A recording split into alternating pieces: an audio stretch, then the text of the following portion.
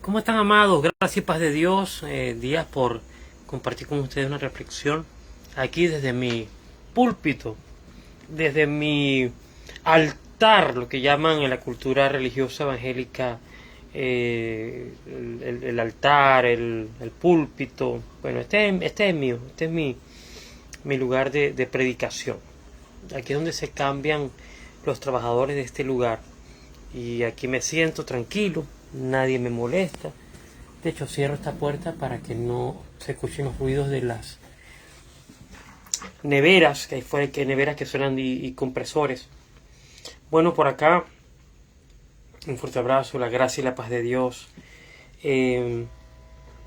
Tenía algo que quería compartirles, es que veo con placer que hay una ola de despertar, siempre por las redes, porque creo que uno mira en nuestra cristiandad, de un llamado a atención al exceso de abuso espiritual, un llamado de atención en contra de eso, denunciando el control, el abuso espiritual, la forma de operar los dones que Dios nos dio para cuidar la iglesia, pero desde un enseñoreamiento, ¿cierto? Y veo mucha gente de Dios que está dedicando tiempo a esto, y esto es muy importante porque esto es lo más relevante, donde hay que poner la lupa, porque el pueblo de Dios tenemos muchos defectos, muchos problemas, lo sabemos, pero hay algo que es relevante, hay algo que es siempre lo más fuerte, sobre lo cual hay que ir y atacar, hay que ir a atender. Y este es el problema número uno del espíritu humano que quiere dominar a los demás para servir a Dios con buenas intenciones muchas veces, etcétera. Y veo y me place ver que hay muchos hermanos que están predicando esto, que están poniendo un balance, que están haciendo un llamado de atención, porque ya son muchas las experiencias y las tristezas de familias o de creyentes que salen con muchos problemas, buscando un refugio, buscando una fe, buscando fraternidad, buscando servir a Dios con sus talentos, con sus dones, cosa que es lo correcto, y terminan dentro de un grupo de personas también creyentes, genuinas, pero dentro del cual no hay la libertad que usted ve que la Iglesia del Nuevo Testamento manifiesta para bendecir a otros, para edificar a otros, para aconsejar, para exhortar, para intercambiar valores espirituales, sino simplemente hay algo predeterminado, preprogramado, y tienes que alinearte a eso, si no vas a tener problemas de rechazo, si no vas a tener acusación. Y esto se hizo una cultura. Ahora bien, a mí me alegra ver tantos hermanos que están ahorita dedicados a llamar la atención de los líderes que están operando con abuso espiritual. La mayoría, amados, miren, no nos podemos mentir, que están operando con una exageración. Y esto no se veía antes. Y eso es muy bueno, que la gente esté consciente del principal problema de la iglesia. Es maravilloso y es una señal, es una evidencia de dos cosas. Primero, que el vaso se rebasó, que hay una exageración de este problema tan grande que no se puede ocultar. Y segundo, que Dios está levantando a voces de restauración. Y esto yo los felicito, yo les animo que sigan adelante. Voces de restauración de la casa de Dios. Esos son estos dos problemas, estas dos características, perdón, sobre esta situación. Primero, el vaso se rebasó. La gente se hastió. Y se los digo de primera mano, yo tengo ya años llamando la atención para la restauración de la casa de Dios. Algunos me ven como un referente en esto. Escuchan nuestras reflexiones. Y al principio veían como exageración o me atacaban. No, es lo que tienes un problema contra la iglesia, es lo que tiene una herida. Hasta que ellos pasaron lo mismo. Cuando ellos pasaron, Dios te bendiga, amado Nelson, un fuerte abrazo. Cuando ellos pasaron lo mismo, o sus familiares pasaron lo mismo, o ellos mismos le hicieron a otros creyentes lo que ellos no pensaron que eran capaces de hacer, porque terminaron dañando familias, terminaron dañando vidas, hiriendo personas, matando espiritualmente a personas, y pasaron los años y se dieron cuenta, oh sí, es cierto, está este problema y hay que prestar atención. Entonces ya no ven estos llamados de atención como exageraciones o expresiones almáticas o inmadurez espiritual. No, se dan cuenta, si es verdad, el vaso se rebasó, hay un hastío, y entonces Dios está acelerando este despertar de restauración de la casa de Dios. Dios está despertando cada vez más a sus hijos con esta sensibilidad, pero tuvieron que pasar años de problemas, de conflictos, tuvieron que dejar sus grupos donde había gente hermosa, tuvieron que sufrir acusaciones y ser vilipendiados, y sus debilidades que todos tenemos ser magnificadas, y tuvieron que sufrir persecución y tuvieron que sufrir el desprecio social, cosa que es terrible, para luego entender que era necesario, que es necesario restaurar la casa de Dios en algunos aspectos que son muy delicados. Y yo felicito y animo a estos hermanos que están dando enseñanzas, están escribiendo libros. Wow, mire, esto es demasiado importante. Hay blogs, a mí me gusta mucho escuchar a los hermanos que tienen podcast, y se invitan unos a otros y, oye, ¿qué pasa aquí? ¿Qué pasa allá? ¿Está sucediendo esto? ¿Qué es lo que está en boga? ¿Qué hay que prestar atención? ¿Qué hay que atender? Y este es el principal problema de la casa de Dios: el abuso espiritual, el manejo de la emoción del pueblo, para así sean buenas intenciones, pero termina siendo nefasto. El control de la conciencia de los creyentes, y esto termina siendo nefasto. Y hay tanto hastío que mucha gente está diciendo, algo tengo que hacer, porque la vida es corta. El tiempo que tenemos para rendirle cuenta a Dios es cortito. Por lo menos ya yo pasé 45 años en el Señor. Ya yo no voy a vivir 45 años más en el Señor. Me quedará tal vez la mitad. Entonces hay que acelerar las cosas, hay que apurar el paso, hay que trabajar, hay que aportar la necesaria restauración de la casa de Dios. ¿A qué se tiene que parecer? Al modelo original, al diseño original. No es una reforma, es una restauración. Usted puede reformar algo y no necesariamente va a parecerse al diseño original. Tiene que ser restaurado como una obra de arte. Las obras de arte valiosas, antiguas, son restauradas, no son reformadas. Son restauradas. Ahora, algo que sí quiero, y esta es una reflexión rápida, aportarle a estos hermanos que veo que están pendientes y dicen, no hay que herir a los hermanos, los pastores no nos podemos enfermar del egocentrismo, no podemos empoderarnos de la gracia, y todo eso está bien, pero esos consejos no son suficientes, porque no dan con el clic que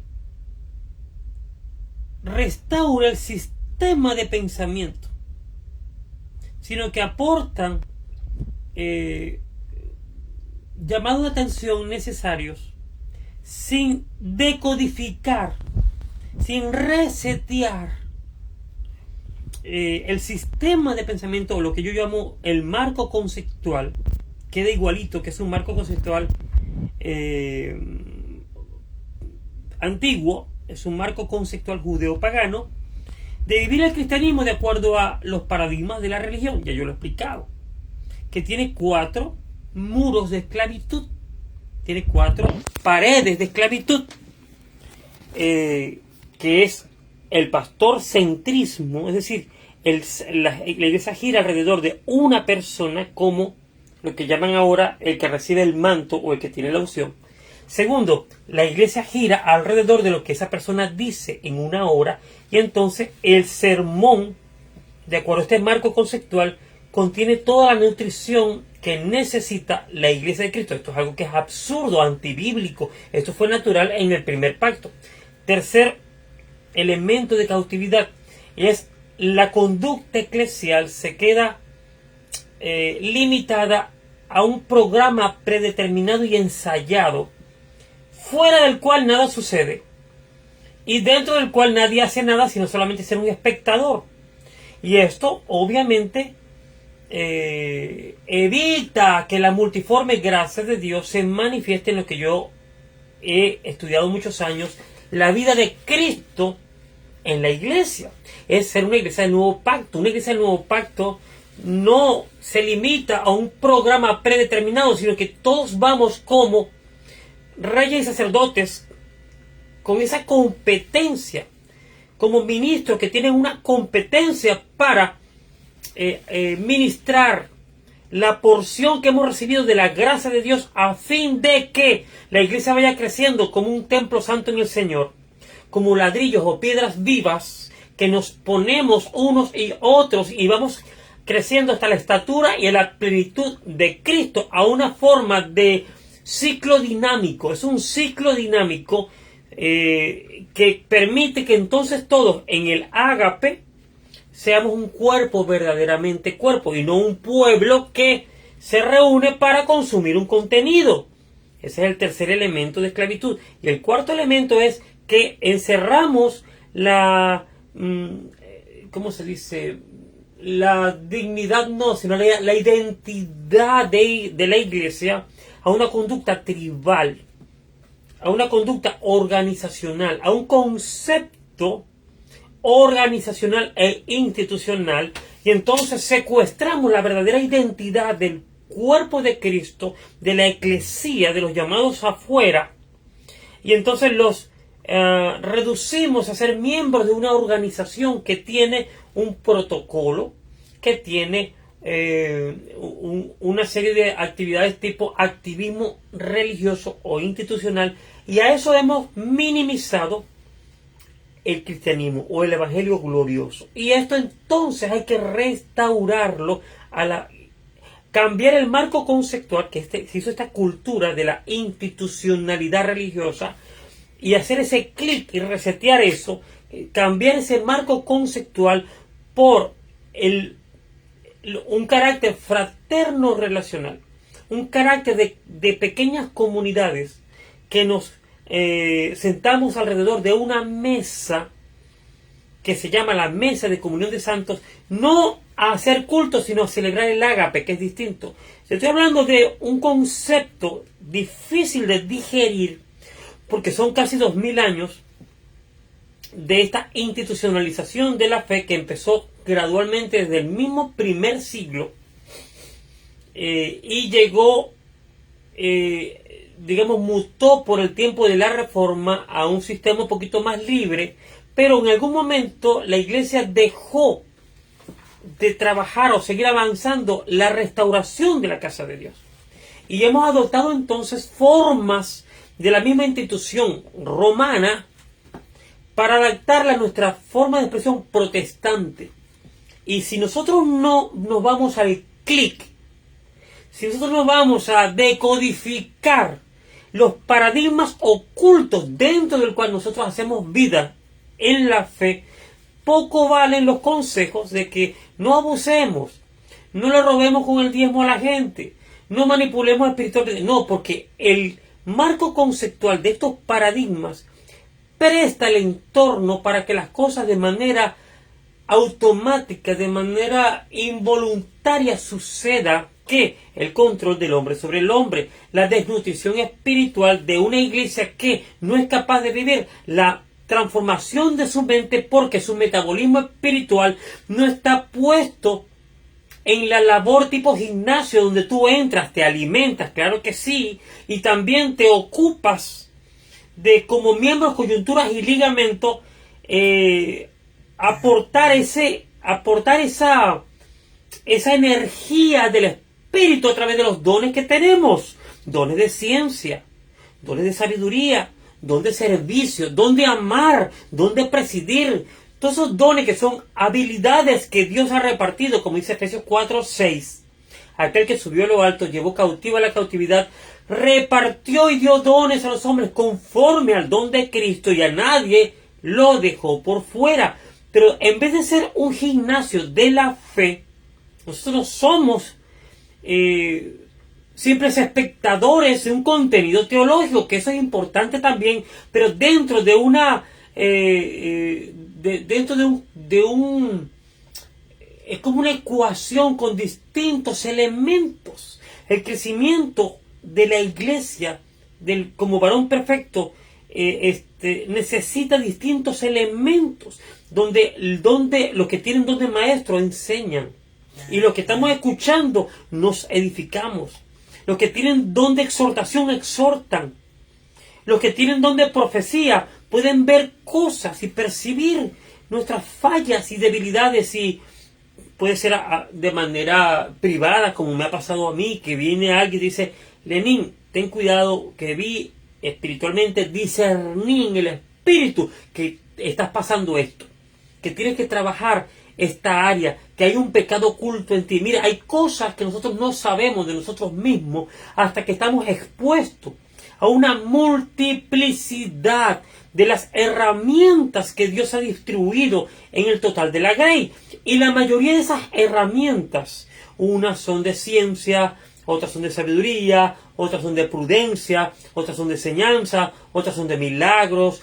Son muchas herramientas que están en Romanos 12, está en 1 Corintios 14, está en Efesios 4:11. Hay muchas herramientas, la mayoría de ellas son procurables. Uno puede procurar esas herramientas, los mejores dones, para con esa disposición nosotros permitir que el Espíritu de Dios manifieste ese ejercicio, esa multiplicidad de dones. Y es la única manera en que el creyente, entonces, habiendo asimilado la información teológica por su mente, luego entonces sus depósitos espirituales se van llenando y lo vas viviendo. Pero ¿cómo completas tú el metabolismo espiritual para que entonces produzca esa metanoia y ser entonces conforme al carácter de Cristo? Es en la actividad, en el uso de los sentidos espirituales, como dice el escritor de Hebreos 5. Hebreos 5 para mí es uno de las plataformas de comprensión de la dinámica de cómo la iglesia debe de activarse, la utilización de los sentidos espirituales. Fíjense que el escritor de Hebreos le reclama a la iglesia que solamente se había dedicado a escuchar los mismos mensajes, el mismo sermón, los mismos conceptos teológicos. Y lo podemos ver ahorita en todas las iglesias. Mira, a mí me encanta mucho disfrutar los servicios que yo veo en las redes. Me gusta disfrutar porque yo me sé edificar. Y aunque yo no soy sermón centrista, yo no creo en el sermón como una herramienta única, no, sino forma parte de una multiplicidad. Y entonces ahí sí yo puedo disfrutar un sermón de manera absoluta. Si un sermón no permite la interacción, entonces yo pongo atención, yo un momentito, y entonces, bueno, me sabré edificar de algo. Pero cuando yo estoy viendo estos cultos que pasan en vivo, en los creyentes, en las redes sociales, yo no veo multiplicidad de dones. Yo no veo que la palabra se manifieste como Cristo que se hizo carne, y cuando se manifiesta a través de su pueblo, podemos ver esa proliferación de elementos, esos elementos preciosos que dan forma a la nutrición que el Espíritu aporta para la mutua edificación. Eso no existe. Que hay un pueblo que tiene mucho conocimiento a nivel mental, es decir, un ejercicio cognitivo, es decir, yo te hago entender algo, y eso es uno de los grandes problemas que tenemos. Tenemos dos problemas: la suma sensacionalismo, la suma sensacionalización de los creyentes, y la suma racionalización. Hay una hiperracionalización y un hipersensacionalismo. Esto se ha acelerado, y en esos dos bandos está la iglesia, los que están gritando en grupo, gritando, inventando lenguas y tirándose en el piso y creyendo que eso es la manifestación del Espíritu, y están los que están solamente racionalizando, porque creen que entender el Evangelio es solamente entender. No, el Evangelio se vive, el Evangelio se hace carne. Cristo se hace carne en su pueblo, y entonces, a través de una multiplicidad de instrumentos espirituales, la iglesia va creciendo. Y para que el creyente entonces deje de ser un niño que fluctúa solamente tomando leche, y que se acomoda o se alinea su fidelidad a alguien sobre el cual puso unos parámetros del absoluto, y esto es un grave problema. El creyente tiene, desde que comienza a ser creyente, tiene que empezar a fluir, tiene que empezar a practicar, tiene que empezar a entrenar los músculos espirituales, y para eso es la iglesia. Voy a salir a buscar agua. Entonces la iglesia tiene que verse más como un gimnasio que como un anfiteatro griego. Esto es un problema que no estamos dispuestos tan fácilmente a enfrentar, porque nos sume en crisis, nos lanza en crisis.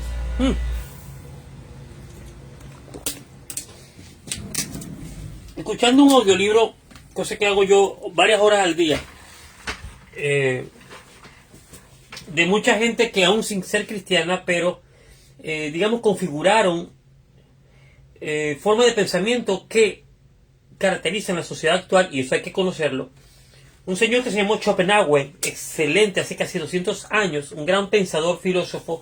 Él definió muchas cosas que valen la pena prestar atención. Dice que la sociedad tiene un problema, y es que apaga su discernimiento cuando empieza a pensar por sí mismo, porque teme al rechazo social. La gente cree, y esto después viene, otro filósofo, olvido el nombre en este momento, estoy muy cansado para recordar tantas cosas ahorita. Dice que cuando nosotros dejamos de pensar y pasamos solamente a acatar, empezamos a ser parte de una cultura inconsciente. Y esto es muy delicado, esto es muy peligroso. Jung se llamó a mí me encanta la filosofía de este señor, se llamó Jung, a mitad del siglo XX. Él dice: el ser humano tiene dentro de su organismo una alerta de rechazo en contra del rechazo social, como si fuera algo de supervivencia primitiva. Hermano, yo tuve que superar eso y oponerme a mi propio dolor de ver cómo discernir es un delito. El discernimiento si tú formas parte de la iglesia de Cristo, pero que está encerrada dentro de una cultura tribalista, en estas 4 formas de esclavitud: pastorcentrismo, sermoncentrismo, ritualismo en un edificio de piedra llamado templo que se consagra supuestamente a Dios, y dentro de ese edificio es que se condiciona lo que hacemos para Dios. Entonces tú no puedes tener discernimiento, no puedes. Solamente tienes que acatar las directrices, y esto no es el Evangelio. Los fundamentos apostólicos ya están puestos. Nadie va a inventar más fundamentos. Lo que nosotros estamos operando ahora es interpretación, en perspectiva de esos fundamentos, y para eso entonces el cuerpo, madurando en sus dones, madurando en sus miembros, logramos lo que dice Napoleón Hill, que me encanta mucho, la Mastermind, no sé inglés, significa la mente maestra, es decir, Dios pone su porción, Dios pone su palabra, Dios manifiesta a su Hijo en cada creyente. Y cada uno, como dijo Pablo, y siempre lo digo, Pablo le dice a la iglesia, yo solamente fui un colaborador de Dios, colaboré en y eso conforme a la gracia, es decir, yo puse una porción que es complementable. Eso es muy distinto a lo que pasa hoy.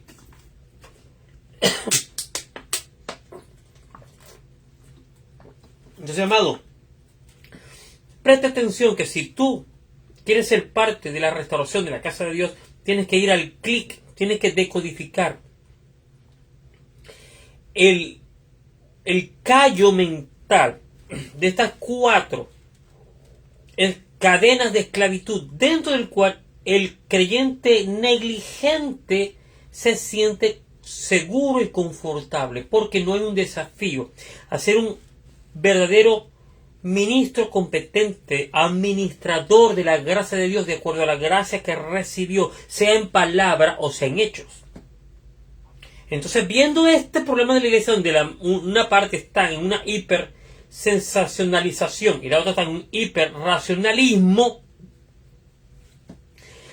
tenemos que aportar. Primero tenemos que visibilizarlo, porque el creyente que está metido dentro de esta conducta tribal no se da cuenta, porque viven en peceras. Hay peceras, ahí no salen.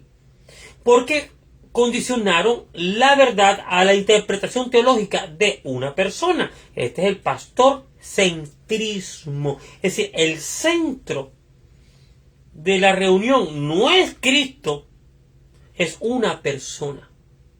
El centro de la reunión de la comunión de santos no es la palabra que se manifiesta como una persona, que es el Señor, y entonces ya no es como la sinagoga de los judíos. Por eso es que esto es un concepto judeo-pagano, que es el concepto de el que fue ungido para transferir, ser la boca de Dios en un momento todo el tiempo exclusivo, y esto no funciona así. Y yo no digo que Dios, en lo que se llama el momentum, por momentum, levanta a una persona, usa a esa persona como su boca para traer una reflexión, una exhortación, un llamado de atención, etcétera.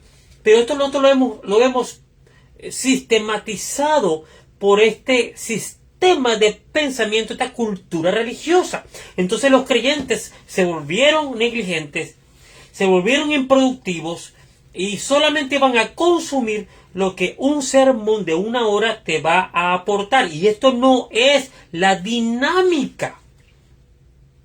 Esta no es la dinámica del crecimiento del varón perfecto.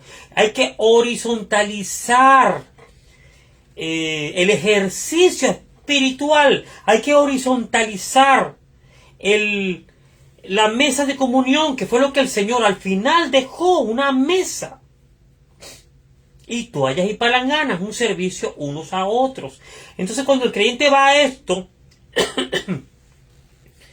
y solamente ha practicado eso, es muy difícil que haga la transición mental. Es muy difícil.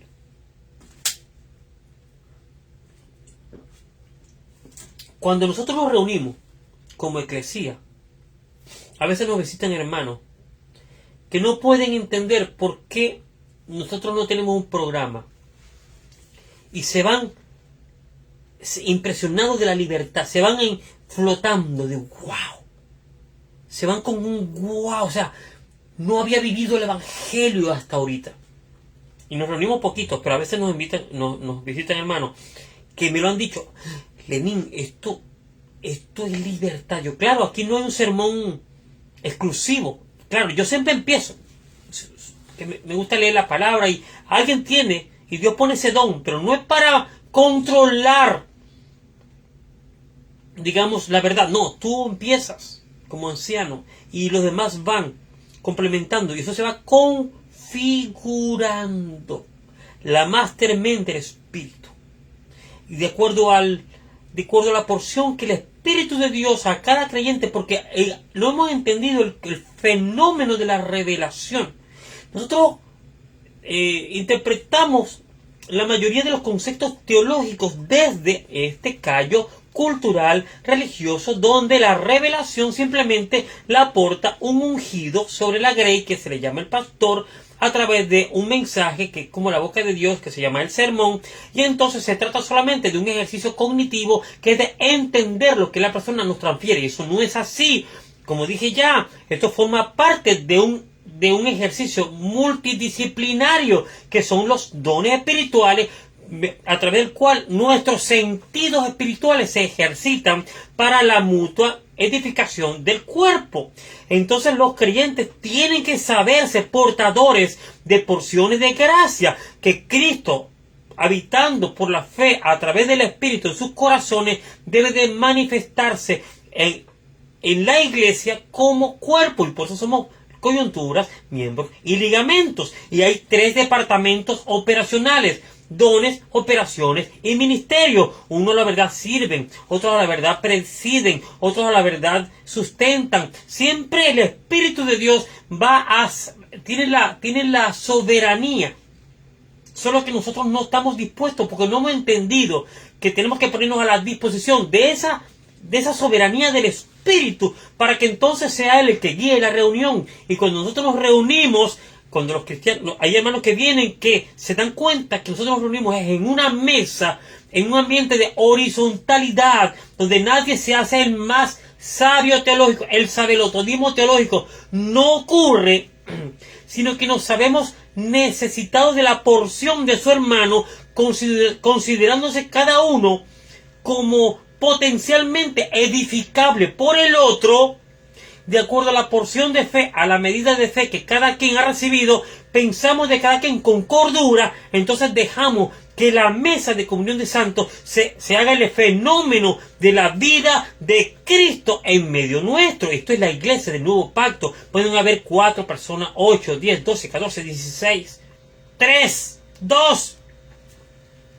Y entonces, a medida que los creyentes transicionan de este callo mental cultural, de estas 4 esclavitudes paradigmáticas que definen una religión cualquiera, y pasan y se sientan, dejan el anfiteatro griego, dejan de estar, ¿cómo se dice?, consumiendo un programa que está en alto, y se sientan en la mesa de comunión de santos y agarran toallas y palanganas, espiritualmente hablando, obviamente, entonces su mente empieza a sufrir una transformación, pero primero tiene que vivir una gran crisis existencial. Y la gran mayoría no está dispuesta a vivir esa crisis existencial porque se amoldaron a una labor que hacen dentro de la institución y terminan defendiendo ese rol con el cual fueron marcados o sellados. Y entonces tratan de cumplir a perfección, a cabalidad, ese rol. Y siempre son en 3 cosas. Primero, organizacional.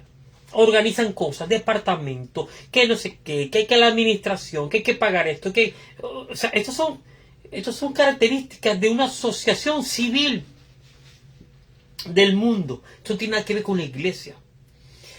Primero eso. Segundo, los que tienen talento, bueno, la pegaron. El que tiene talento, ahí va a tener para que se amolde a un confort de un departamento donde a través del cual él cumple una labor y se le estigmatiza con un cargo. Adorador. Ministro de alabanza. Yo creí eso. Mire, yo tengo 45 años desde niño. Yo creía que eso era así. Yo creí eso. Es decir, mi vida como cristiano también vino de esa esclavitud. Yo viví de esa esclavitud religiosa, donde la iglesia había que guiarla en adoración, y entonces utilizamos estos esta enseñanza hermosa del templo de Salomón cuando David decía, el salmista, entraré por sus puertas con gracia, por sus atrios con alabanza, y los levitas y todas estas cosas. Románticamente nosotros prestamos estos elementos y hemos limitado el nuevo pacto, hemos condicionado el nuevo pacto, y nosotros ahora no entendemos que somos lo que hacemos y no hacemos porque sí. Perdón, lo que nos da identidad nos produce las acciones, y no que buscamos hacer acciones para prestarnos identidad. Esta es la diferencia entre el marco conceptual de la religión y una iglesia verdaderamente del nuevo pacto. Primero, entender qué somos. Somos eclesía, altares, adoradores en espíritu y en verdad. Todos somos ministros. No todos somos ancianos. Ya yo he explicado esto. No se malentienda. Pero desde el marco conceptual del callo mental que se hizo en la iglesia, estos paradigmas de la religión, solamente son ministros los que recibieron un don de enseñanza, y todo lo demás son el pueblo. Entonces hay una distinción entre un clero y unos laicos, y esta distinción no está en la palabra de Dios. Somos todos a la verdad ministros que hemos recibido una competencia, porque Cristo, siendo el sumo sacerdote, según Hebreos, los primeros capítulos, define la naturaleza del nuevo pacto, nos permite nosotros acceder al lugar santísimo para entonces ministrar la gracia de Dios a favor de nosotros, de nuestra familia, de la iglesia, de la ciudad, del estado, de la nación, del mundo. Y por eso fuimos escogidos, como dice Efesios 3:10, como la plataforma de manifestación de la multiforme sabiduría de Dios en los lugares celestiales, sobre los principados y las potestades. Pero si nosotros no operamos de acuerdo a la libertad del nuevo pacto, a la competencia de un pueblo que tiene que saberse todos corresponsables mayordomos de la gracia, entonces no estamos operando en la potencialidad del reino de Dios. Solamente estamos celebrando rituales de culto, y Dios todavía consigue la forma de salvar a través de nuestros propios paradigmas. Dios consigue la manera de misericordia de salvar a través de nuestros protocolos. Pero no se olviden, cuando el Señor se cansó del pueblo de Israel en esos protocolos, me cansé de tanto sacrificio, me cansé de tantos rituales y de cumplimiento de fechas y de formas y de estructuras y de celebración. Eso me cansé. Ahora lo que quiero es un pueblo dentro del cual habitar. Son cosas distintas, amados. Y los creyentes que están ahorita predicando para que los pastores no abusen, para que no controlen la grey, que eso que está bien, si no dan con el clic del carácter institucional dentro del cual la mayoría de la iglesia está negligentemente y pasivamente esclava en estos 4 elementos de esclavitud que ya yo te expliqué, y pasarlo a un carácter fraterno, relacional, de la horizontalidad de la mesa de comunión de santos, donde todos tenemos que hacernos y sabernos responsables de la administración de la gracia de Dios como mayordomos de la gracia. Primera de Pedro 4:10. Obviamente, disfrutando estos dones de servicio que, debiendo estar por debajo, los ancianos están por arriba controlando la grey. Entonces eso no va a ser suficientemente efectivo. Ese consejo, que yo lo valgo y lo felicito, no va a ser suficientemente efectivo. Tenemos que decodificar, soltar el nudo, quitar la cuña de la mentalidad institucional y volver a ser una iglesia de comunidades pequeñas que se reunían para 4 cosas elementales, según Hechos 2:42. Primero, se reunían para orar mutuamente, unos por otros, de acuerdo a lo que el Espíritu ponía en el corazón, porque tenían los sentidos espirituales tan activos, tenían tanta fortaleza, tanta energía en esos músculos espirituales, porque era distinto. Ellos no se metían a hacer iglesias como la sinagoga judía para vamos a escuchar al escriba, vamos a escuchar al fariseo, vamos a escuchar al sacerdote que trae No, ojo, atención a esto. Sí habían personas que portaban una enseñanza y la iglesia prestaba atención, pero el día a día, el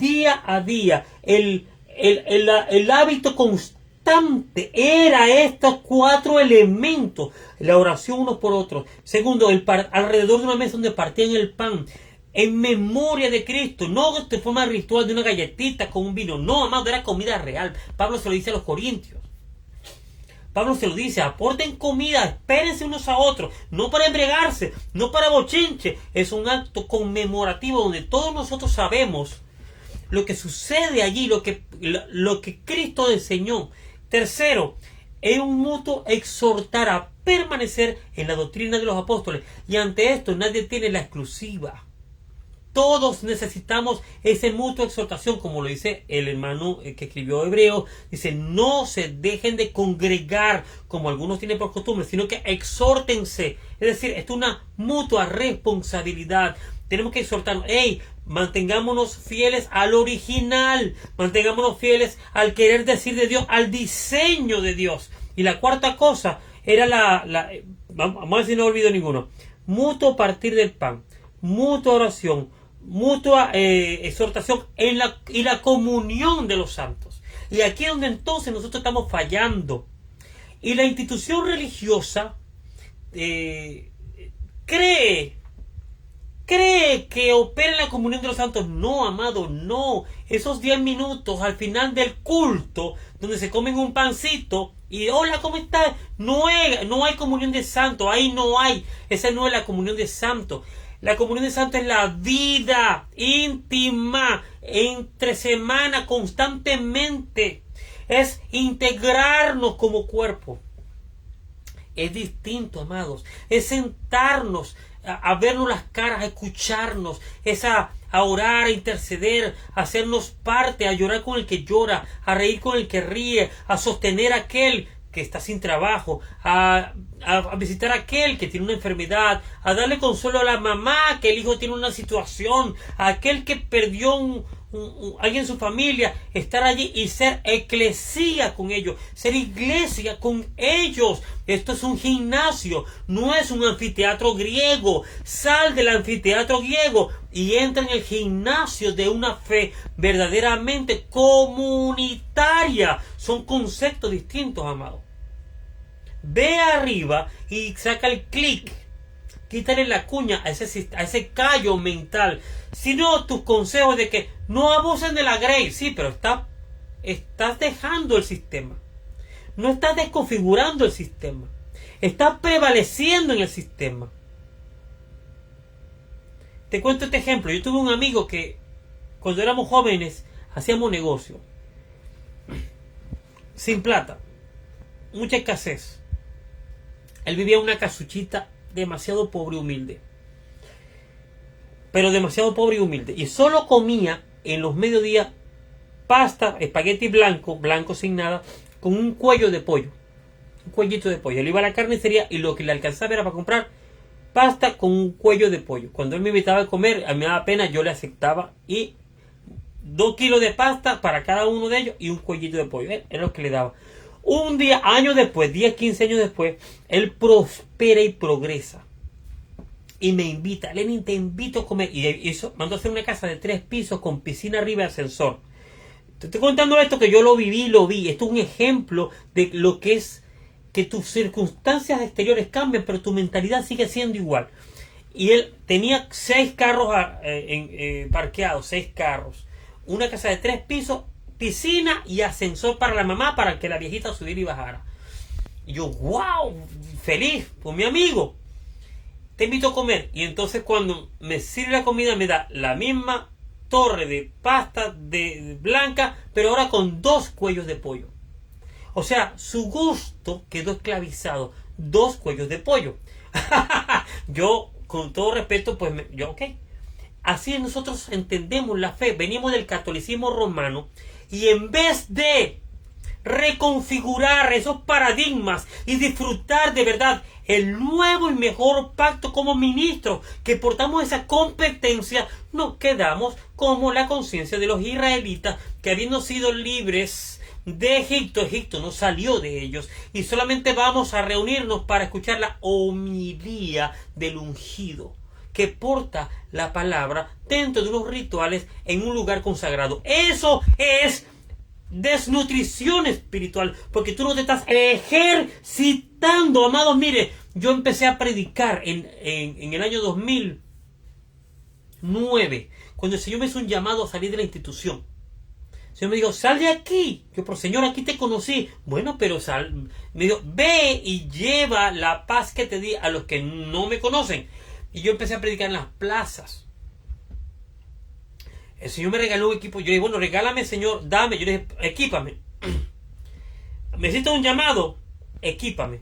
Dame una camioneta doble cabina nueva. Al mes el Señor me regaló una camioneta doble cabina nueva.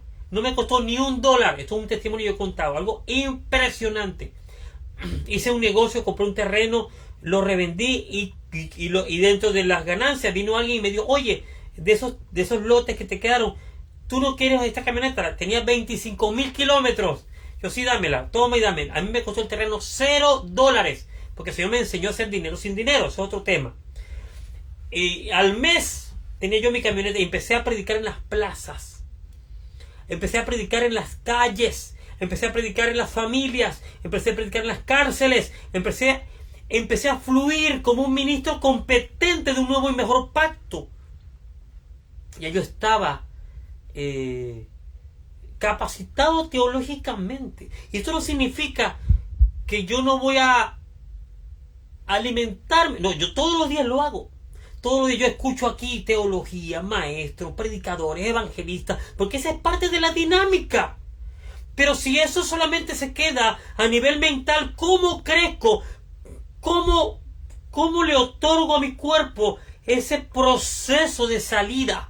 Porque esto se trata de la salida, no solamente de la entrada. Hay que sacar, hay que evidenciar, manifestar la palabra que entendemos. Pero no se trata solo de entender, es que se hace revelación. Y esto no interviene el hombre. El hombre no interviene en esta fase. Yo puedo a ti transferirte un llamado de atención. Yo puedo transferirte un contenido teológico. Pero la fase de la revelación solo lo hace el Espíritu en la mente y en el corazón del creyente. Y esta es la base. Esto fue lo que precisamente Jeremías profetizó en el capítulo 34. De esto se trata, la estructura.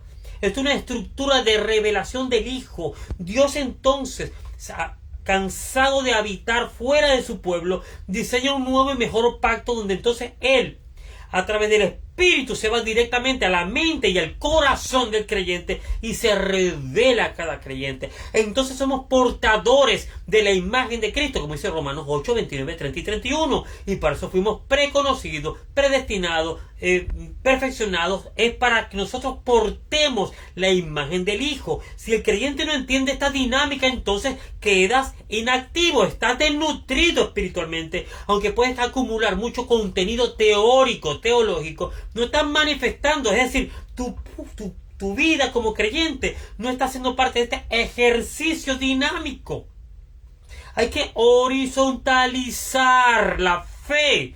Y por eso, si tú quieres predicar para que no haya más abuso espiritual, para que no haya enseñoreamiento, tienes que ir al clic. Tienes que decodificar el paradigma, si no queda solamente como la medicina de hoy día. La medicina de hoy día no te sana realmente, solamente te saca de un estado crítico a un estado de sobrevivencia, pero dependiendo de un sistema farmacéutico, porque estos sistemas son esclavizantes. El sistema religioso es una forma de esclavitud, el sistema de la Organización Mundial es esclavitud, el sistema financiero son elementos de esclavitud. Hasta que yo no entendí, y te pongo este ejemplo porque es lo mismo, ¿cómo debo yo ser libre en mi salud? Y empieza con alimentarme suficientemente bien. La medicina se huyó de mi casa. Ya yo no tomo medicina, ni mi esposa, ni mis hijos. Porque aprendimos de la responsabilidad personal que tenemos, la capacidad discernitiva de no creerle todo a lo que aquel que supuestamente portando una autoridad ejerce un control sobre ti. Y no es tan mal que el maestro te enseñe, que la autoridad te guíe. Lo que está mal es criminalización del discernimiento. Allí está entonces el problema. Cuando nosotros entonces empezamos a alimentarnos como corresponde, empezamos a darnos cuenta que la pirámide alimenticia estaba invertida. Entonces aprendimos que la salud está inherente en nuestro cuerpo, comiendo proteína, comiendo grasa animal saludable y comiendo carbohidratos que aportaran nutrientes. Y dejamos de comer con aceite vegetal, dejamos de comer el exceso de carbohidratos ultra refinados, etcétera, etcétera. Entonces ya no somos esclavos del sistema de salud, como tampoco somos esclavos del sistema religioso, porque nos entendimos que somos responsables de ser esos mayordomos a quienes Dios capacitó con porciones de gracia para que bendijéramos a nuestros propios hermanos como si fuéramos responsables de su edificación. Cuando usted entonces hace esa transición, amado, no hay abuso espiritual. Entonces ya no vale tanto, no se roben, no le quiten los diezmos a la gente, no se empoderen de la gente, no se enseñoríen de la gente. No, amado, si uno desconfigura el marco conceptual, el callo mental, la cultura religiosa, lo demás va a venir en bajadita. El espíritu entonces va a conseguir la atmósfera de la conciencia que se requiere para que entonces nosotros seamos esos instrumentos de Dios para la mutua edificación y crecer verdaderamente como un templo santo en el Señor, a la estatura y a la plenitud de Cristo, a un varón perfecto, amado. Cuando tú vivas eso, ahí tú vas a decir verdaderamente: yo de oídas te había oído, mas ahora te veo claramente. Ahora entiendo lo que es la vida de Cristo en medio de la mesa de comunión de santos. Amado, cuando tú entiendas eso, te vas a dar cuenta que tú vivías en esclavitud siendo libres. Yo estoy triste, pero hacer esa transición trae sufrimiento, trae crisis existencial. Y no queremos vivir esa crisis existencial. Trae ese sufrir del estigma social, porque las otras organizaciones religiosas de tu ciudad que te conocen te van a empezar a criticar. Cuando ya tú cierres el templo y abras la iglesia, porque una cosa es el templo piramidal religioso romano, que es de acumulación de masas y acumulación de sillas, y abras y extiendas la grey de Dios, extiendas la iglesia en las comunidades, y entonces empiezas a capacitar ancianos como Pablo le encomendó a Timoteo y a Tito, para que pusieran dentro del pueblo a los que tenían ese deseo ferviente de ser administradores, obispos, vigilantes, ancianos. Entonces empieza a capacitar a los creyentes para que ellos entonces se hagan responsables del cuidado, la protección y la vigilancia, pero como perfeccionadores del don del resto de la grey, como dice Efesios 4:11. Para eso Dios constituyó a unos apóstoles, a otros profetas, evangelistas, pastores y maestros, para que entonces, siendo obispos, siendo responsables a Dios y colaborando con Dios, perfeccionemos, motivemos, desafiemos al resto de la grey para que sepan que tienen dones, tienen cualificaciones de Dios, han recibido la competencia como ministros suficientes de ese nuevo y mejor pacto. ¿Para qué? Para anunciar, para manifestar en todo lugar el olor de su conocimiento, amado. Esto es una dimensión distinta de la manifestación del reino de Dios en el pueblo de Dios que ya se ha dormido cumpliendo rituales de culto a lo que creen avivamiento.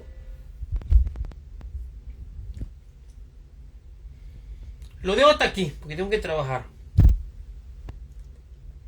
Bueno, amados, cierro con esto. Si tú das un consejo, no abusen de la grey, no roben al pueblo, no se enseñoreen, está bien, pero si tú no das con el código y no abres la llave de entender qué es el carácter institucional que usurpó el verdadero carácter fraterno relacional de la mesa de comunión horizontal, no estás dando con la raíz del problema. Todas estas cosas, estos males, son efectos. Y poner pañito caliente, son efectos. Y los efectos van a permanecer si no reparamos la causa. Y bueno, con mucho cariño, amado, multiforme gracias.